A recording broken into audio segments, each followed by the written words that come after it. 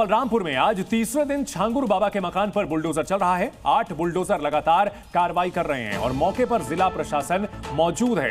छांगुर बाबा, जो कि धर्म परिवर्तन के जरिए सैकड़ों करोड़ की संपत्ति इसने इकट्ठा कर ली थी, अब उसने बलरामपुर में जो अपना महल खड़ा किया हुआ था, कई बीघे में फैला हुआ महल, उसे ध्वस्त किया जा रहा है और ध्वस्तीकरण की यह कार्रवाई तीसरे दिन भी जारी है।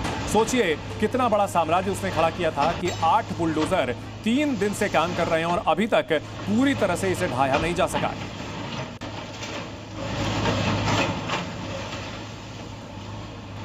और वहीं छांगुर पर सूत्रों से बहुत बड़ा खुलासा हुआ है। भारत को इस्लामिक राष्ट्र बनाना चाहता था छांगुर, बलरामपुर की डेमोग्राफी बदलना चाहता था। बलरामपुर में जनसंख्या परिवर्तन करने की उसकी कोशिश थी, डेमोग्राफी बदल करके इस्लामिक राष्ट्र बनाना चाहता था। बलरामपुर के साथ साथ भारत को भी इस्लामिक राष्ट्र बनाने के मकसद से काम कर रहा था। धर्मांतरण के लिए हिंदू युवतियों को बाकायदा लालच दिया जाता था और ये इन प्रकारेण उनका धर्मांतरण किया जाता था। बाकायदा इसके लिए पूरा रैकेट चलाया जा रहा था, विदेशों से उसकी फंडिंग होती थी और इस्लामिक सेंटर बनाने का भी उसका मंसूबा था। भारत को इस्लामिक राष्ट्र बनाने का मकसद था छांगुर का। बलरामपुर की डेमोग्राफी बदलना चाहता था, यहां इस्लामिक आबादी बढ़ाना चाहता था और धर्मांतरण के लिए बाकायदा लालच देता था। खुद को सूफी और पीर बाबा के नाम से उसने मशहूर कर रखा था। सनातन के खिलाफ नफरत फैलाता था और खास तौर पर लड़कियों को, महिलाओं को टारगेट किया जाता था। इस्लामिक सेंटर बनाने का प्लान था। इसमें विधवाओं को, ऐसी महिलाओं को जो कि कमजोर तबके से आती थी, उन्हें खास तौर पर टारगेट किया जाता था। मानसिक रूप से कमजोर महिलाओं को टारगेट किया जाता था। तो छांगुर का ये पूरा धर्मांतरण का अवैध साम्राज्य अब ध्वस्त किया जा रहा है। अवैध धर्मांतरण मामले में थोड़ी खबर आ रही है।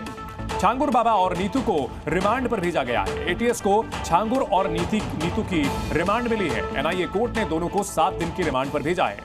छांगुर बाबा, जिसने कि 2015 में नीतू को धर्म परिवर्तन करा करके नसरीन बना दिया था, उसके पति को भी, उसका भी धर्म परिवर्तन कराया था और नीतू के साथ मिलकर के ये पूरा साम्राज्य उसने खड़ा किया था। ये जमीन जो उसने ली थी, ये भी नीतू उर्फ नसरीन के नाम पर ली थी और पूरी साजिश जिसके तार दुबई तक जुड़े हुए हैं, विदेशों से फंडिंग होती थी, करोड़ों का साम्राज्य बनाया गया था और अब उनकी रिमांड मिली है एटीएस को।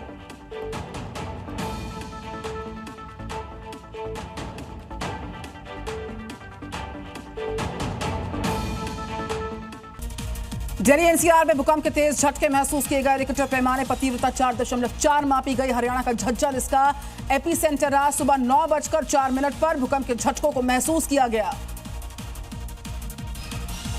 5 देशों की यात्रा के बाद प्रधानमंत्री नरेंद्र मोदी आज दिल्ली पहुंचे हैं। 5 देश की जो यात्रा है उसमें बहुपक्षीय, द्विपक्षीय यात्राओं से वैश्विक मंच पर भारत को परिपक्वता नई हासिल हुई है।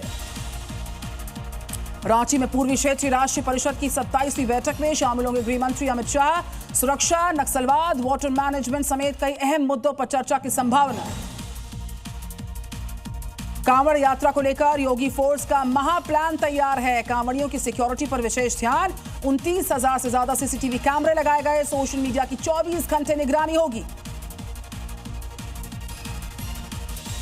अवैध धर्मांतरण के केस के मुख्य आरोपी छांगुर बाबा और सहयोगी नीतू को 7 दिन की पुलिस रिमांड।